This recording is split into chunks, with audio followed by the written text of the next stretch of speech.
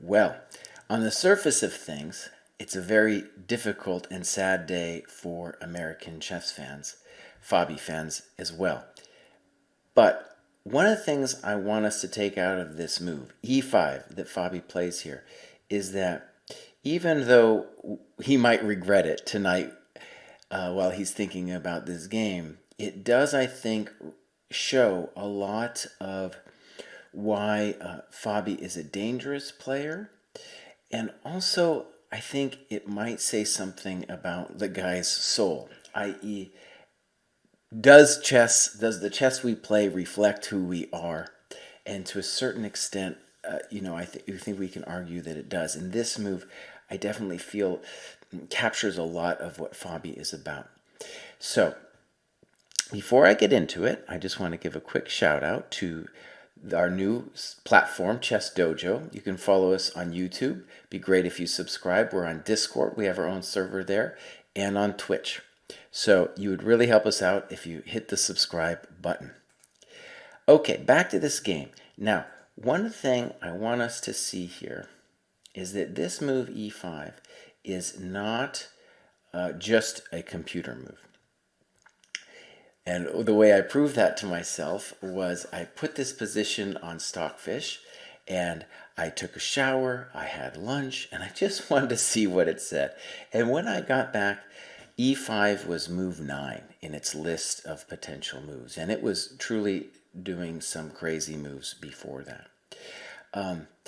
Now, to understand why e5 is, I think, a human move, I just want to back up a little bit and talk a little bit about this position. So we come out of a semi-Slav, and this position has been around forever. And really, there's always been two main attempts. e3, let's call that the modest move, where you're going to get your pawn back, but blocking your bishop. Or this move, knight e5. Now, something I really want to stress about knight e5 is that it is a very ambitious move. Not only are you trying to regain the pawn whilst keeping your bishop open, you're also going to try to play f3 and e4.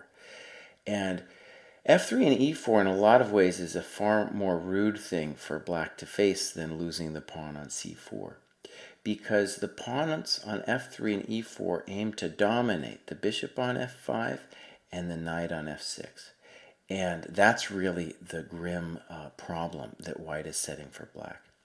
So the payment that white is going to make in order to do all that, though, is to give black time.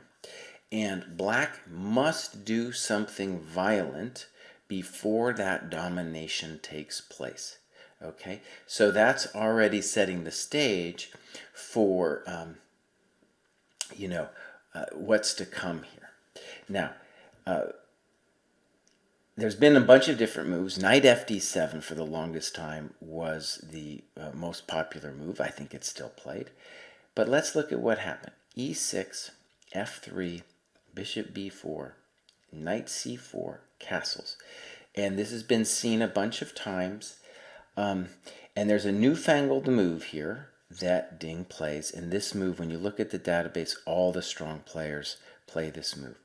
To give you a sense of what's going on, though, let's consider this move e4, because that's certainly what white would like to play. And the problem there is this violence of snipping, and you can't do g3 because of queen e4. And on king d2, queen e4, black has at least some great play against the king. And this is the kind of thing that white should expect. Not necessarily this particular variation, but this kind of madness, because black must do something violent to stop the domination of f3, e4. And just maybe to put that on the board, if you just go back, you're not totally lost, but your pieces, I really want to stress these two guys in particular, are just done for, right? Okay, so that's where we get this newfangled move, king f2. Now, this move, king f2, it is not the computer's first choice. It is one of these moves that super GMs have thought about. And it says that black can do all kinds of things. Knight b7, bishop g6, the whole works. But clearly, king f2 aims to play, its own e4 very soon, and to achieve the domination. So that's why, from a human perspective, you'd consider something violent like e5. And Fabi in particular, and this is the thing I want to say about Fabi, is the guy loves madness. And to a certain extent, I want to say this goes against American chess tradition, just because Bobby was the guy who kind of defined chess, the American chess tradition, in the sense that Bobby always preferred clarity. And there is nothing clear about this move e5. And honestly, it might just be wrong. Probably Fabi is telling himself that it's wrong tonight, but from a practical perspective, this is what the guy likes. This makes you a very dangerous man if you have something like e5 up your sleeve.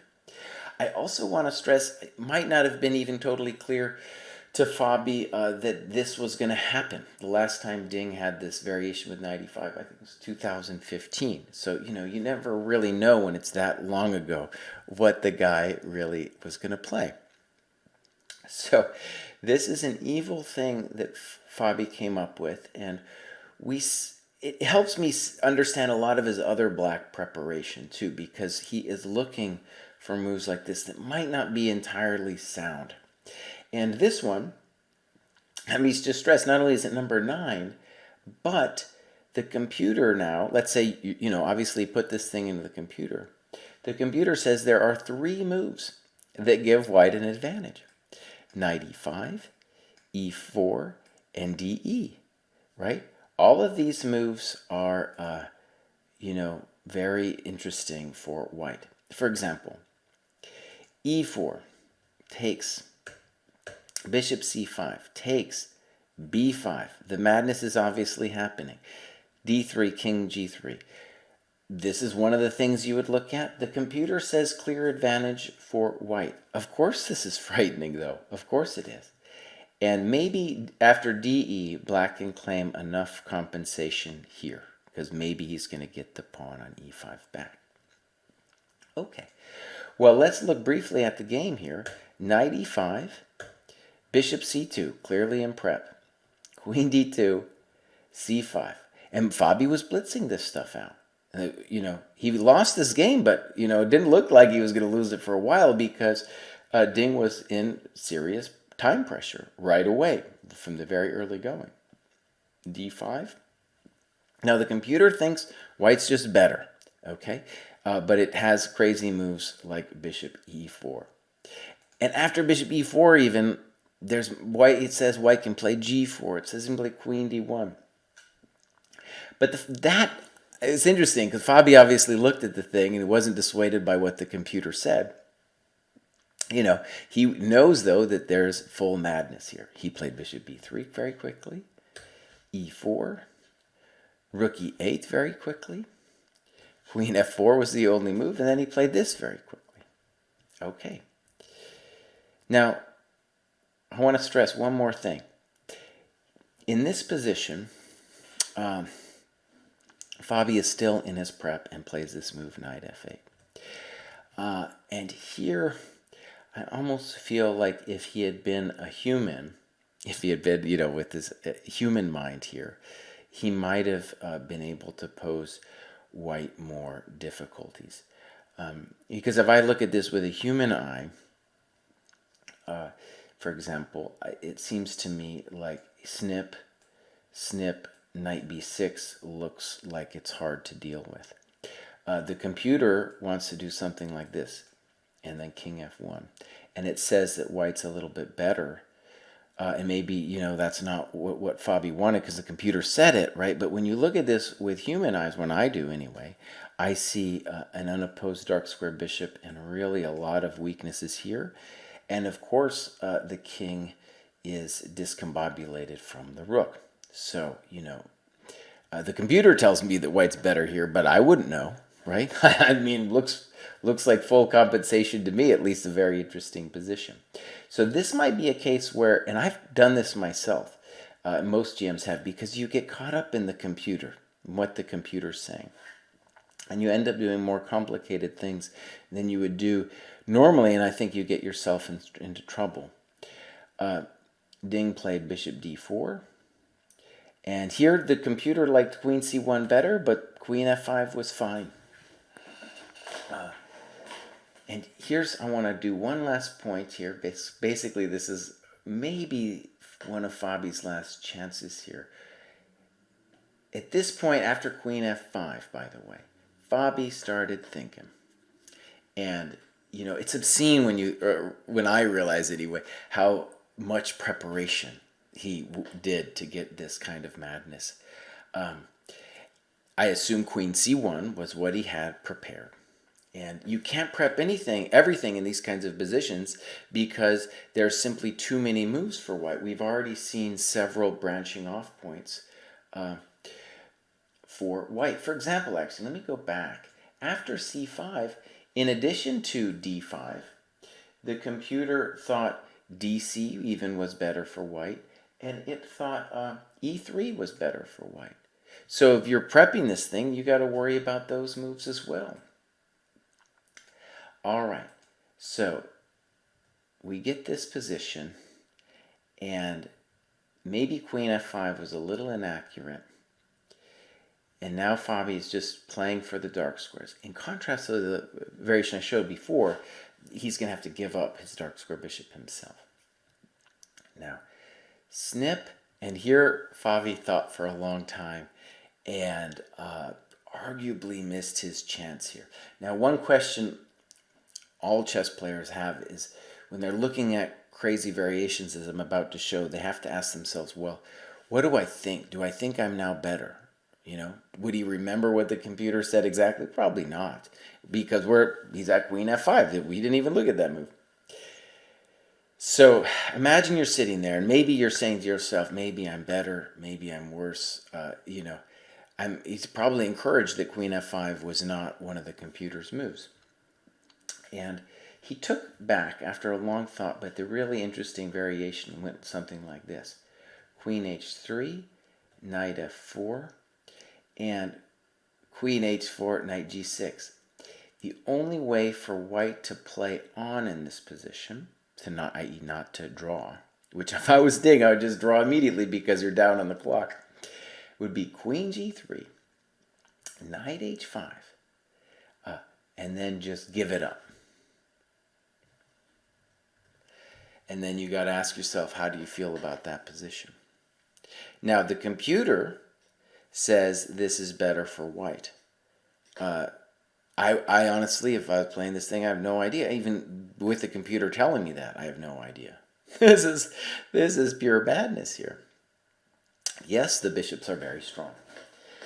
So this was like a key judgment call in the game. And, you know, like most of these move of the days we're talking about, the decision on move, I guess, what is it, 9 of e5, leads directly to this kind of madness and directly to this kind of decision. And the bummer for black here is he doesn't have any clear play here. And even this weird move, h6, was one of the computer's top moves, but the trend now is clear. Black doesn't have any clear way to improve the position. And what's going to happen is the queen is going to be able to get back, and once that queen gets back, it is actually lost. Black is only down a pawn, but the bigger thing here is actually everything to do with the nature of this opening, which is that the center pawns, right, the intention from the beginning, f3 or e4, f3 and e4, are dominating the knights, especially the knight on f6. He's really killed. And in fact, Fabi, in desperation, ends up giving up that knight with this sacrifice. And this is just desperation now. And this is the kind of position that Ding is not going to let go. I'll play quickly through the rest of the moves, but it's clear he's in absolute control, and there's nothing really that Fabi can do in this situation. He probably would have resigned if it was not such a big event here. Yeah, totally lost. So, really great game by Ding, and I'm sure Fabi and fans are disappointed in this. But the more I thought about it, my takeaway was that he should not stop playing this way.